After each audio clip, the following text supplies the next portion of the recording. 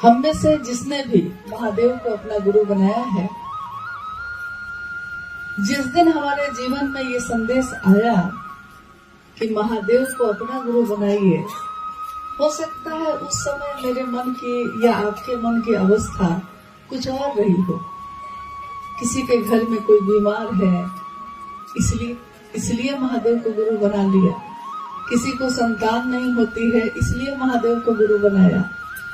किसी को सुख चाहिए, किसी को शांति चाहिए, किसी को वैभव चाहिए, किसी को ऐश्वर्य चाहिए। छोटी छोटी कामना है हमारी, छोटी छोटी मांग है। साहब कहते हैं कि गोरी तेरा आंचल कितना है, एक आंचल में अगर समाना चाहिएगा, कितनी चीजें समा सकते हैं, कितना ले सकते हैं, लेकिन मैं शिव का शिष्य हरिनारायण शिव देना चाहता हूँ। और शिव आंचल में नहीं आते हैं, महादेव तो हृदय में आते हैं। महादेव को लेने का पात्र तो है आपका हमारा हृदय, मन। इसीलिए जब साहब श्री ने शिव को गुरु बनाने का आह्वान किया, इसके साथ उन्होंने 3 सूत्रों का निरूपण किया है। 3 सूत्र। बहुत लोग कहते हैं कि हाँ इसको काम समझ लीजिए। काम समझिएगा तो बोझा बन जाता है। काम जब हम समझते हैं ये काम है और हमको करना पड़ेगा, तो कभी कभी हमारे लिए वो बोझ भी हो जाता है। लेकिन जब हम ये समझते हैं कि ये मेरा दायित्व है, ये मेरा कर्तव्य है, ये मेरी कृतज्ञता है, तो ये मेरे लिए बोझ नहीं होता है। कृतज्ञता में यानी झुककर एहसान मानते हुए अगर हम किसी के लिए कुछ करना चाहते हैं, तो वो हम कितना भी कर ले हमको कम लगता है। और इसीलिए लगातार समय शिव के शिष्य अपने गुरु के लिए कृतज्ञ होकर 3 सूत्रों का निर्वाह करते हैं। 3 सूत्रों को करने के पीछे साहब श्री ने कहा है कि जो 3 सूत्र स्वार्थ में करेगा तब भी, यानी अपनी मांग लेकर, अपनी मनोकामना लेकर, छोटी छोटी मांग लेकर भी अगर कोई करता है, मन में कुछ दूसरी इच्छा है तब भी करता है, अगर यानी स्वार्थ के साथ करता है, इच्छा के साथ करता है, कुछ चाहिए इसलिए करता है, तब भी 3 सूत्रों के परिणाम तो सुंदर होंगे ही, तब भी होंगे।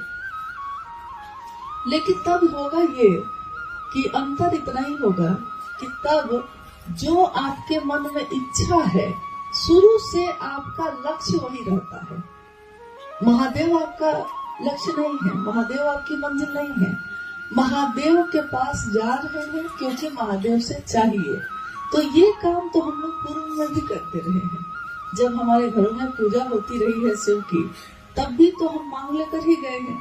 तो पहले भी तो हम अपनी मनोकामना की पूर्ति के लिए महादेव की पूजा करते ही रहे। यहाँ शिव की शिष्यता इस मायने में थोड़ा अलग है।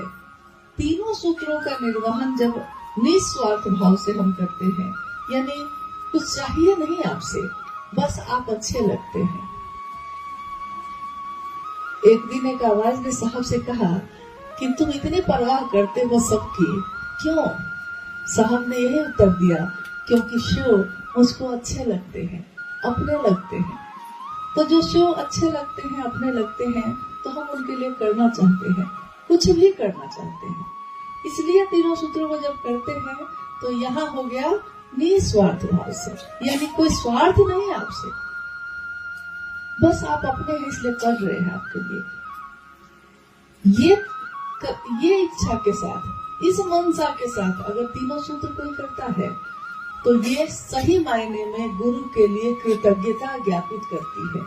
यानी गुरु के लिए कृतज्ञता अगर आप व्यक्त कर रहे हैं, दे रहे हैं, तो ये तब होगा जब 3 सूत्र तो किया आपने, लेकिन महादेव के लिए किया, अपनी कामना के लिए नहीं किया। अपनी कामना के लिए कीजिएगा तब भी कामना तो पूरी होगी ही होगी, क्योंकि गुलाब का फूल कभी भी खुशबू ही देता है, वो कभी दुर्गंध नहीं दे सकता। चाहे उसको मसल के फेंक भी दे कोई, गुलाब कहाँ उसको श्राप देता है, गुलाब कहाँ उसको दुर्गंध देता है।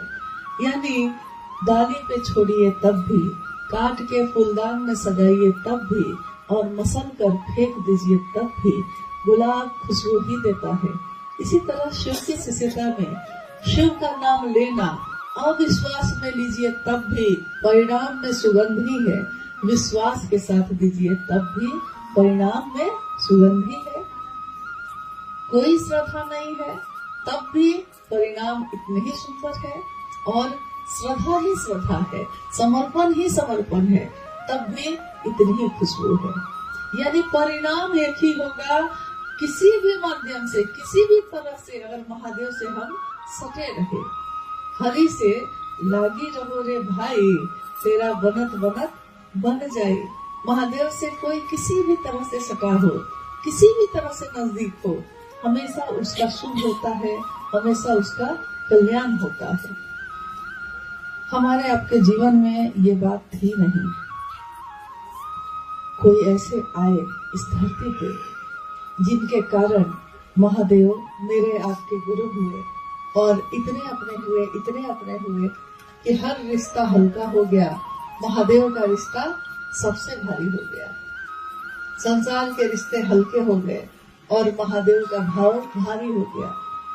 दिल में एक समय ऐसा था जब बाकी सारे रिश्ते भारी थे। हृदय, मन एक ऐसी जगह है जहाँ सबके लिए जगह होती है। मेरे माँ बाप हैं, मेरे भाई बहन हैं, मेरे पति है, बच्चे हैं, रिश्तेदार हैं, दोस्त हैं, दुश्मन है। दुश्मन भी कोई है तो उसके लिए भी जगह होती है दिल में, तभी ना कोई दुश्मन है। नहीं तो आप भूल जाइएगा तो दुश्मन भी नहीं रहेगा, दुश्मनी का भाव भी चला जाएगा। यानी सबके लिए खांचे हैं। हृदय एक ऐसी जगह है जहाँ सबके लिए एक न एक जगह बनी हुई है। साहब श्री ने कभी नहीं कहा कि सबको बाहर निकाल दो और महादेव को ले आओ। उन्होंने कहा कि सबको रहने दो, बस उसमें एक खांचा, एक स्थान, एक जगह महादेव के लिए भी रखिएगा। और महादेव जैसे सब अपने हैं वैसे ही सिर्फ महादेव को अपना समझिएगा। लेकिन धीरे धीरे होता ये है कि सारे खांचे में महादेव ही स्थान लेते चले जाते हैं। इसके लिए हम लोग कोई प्रयास नहीं करते, कोई कोशिश नहीं करते। जिस तरह हमारा बच्चा पैदा होता है तो छोटा सा होता है, लेकिन हमारी आंखों के सामने ही वो जवान हो जाता है, हमारी आंखों के सामने ही बड़ा होता है। हम प्रतिदिन उसको देखते हैं, प्रतिदिन साथ रहते, खाते पीते सोते हैं, लेकिन वो कब अनायास, कब वो बड़ा होता चला जाता है, कब वो युवा होता चला जाता है, हमें पता भी नहीं चलता।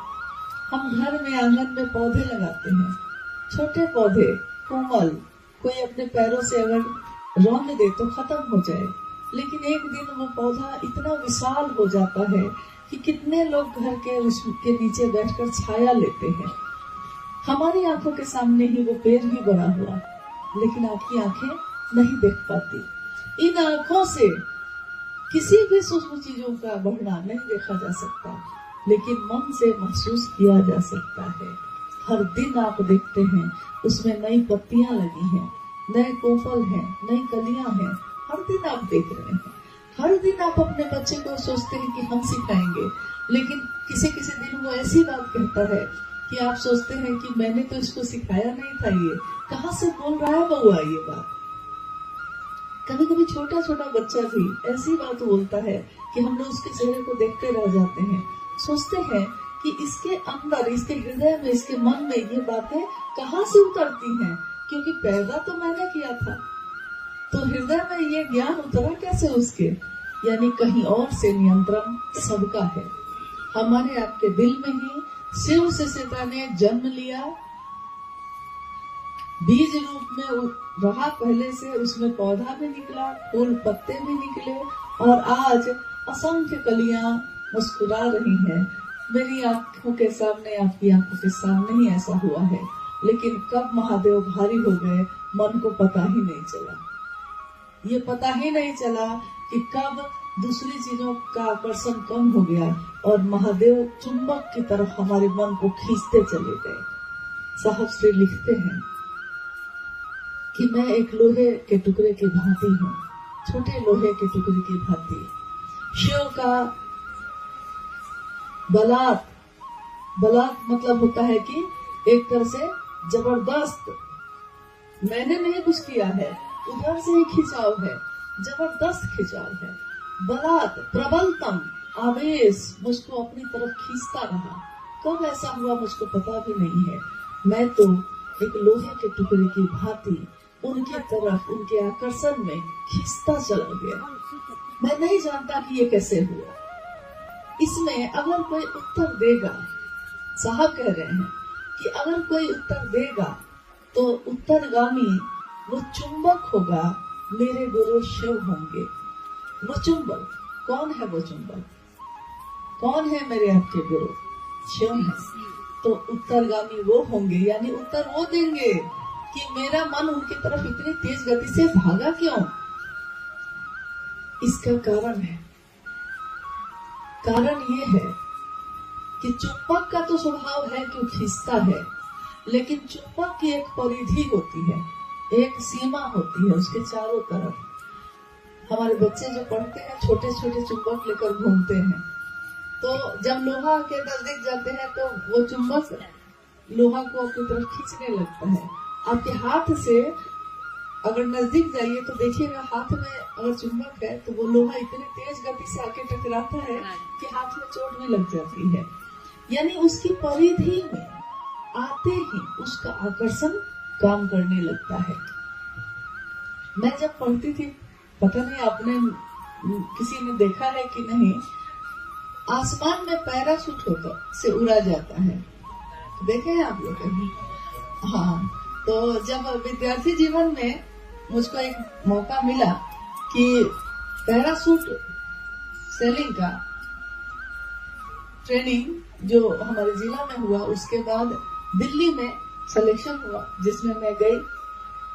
उस पैराशूट का जमीन पे आना ऐसा ही अनुभव देता है कि जैसे ही जब आप हवाई जहाज से कूदिएगा पैराशूट बांधकर, तो तेजी से नीचे गिरने लगिएगा, आकर्षण काम नहीं कर रहा है। तेजी से अगर वैसे गिरते चले गए तो जमीन पे गिरिएगा तो टुकड़े टुकड़े हो जाएंगे।